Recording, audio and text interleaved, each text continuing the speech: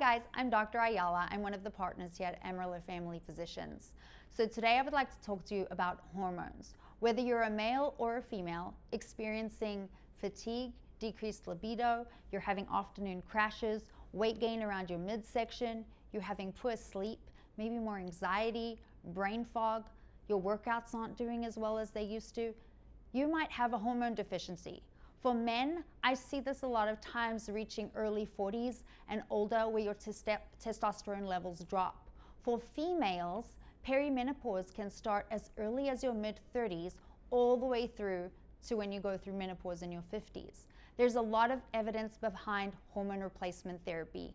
When you go into your appointment today, talk to your provider if you're experiencing any of these symptoms and get tested to see if you're deficient in any of your hormones and are a candidate for hormone replacement therapy.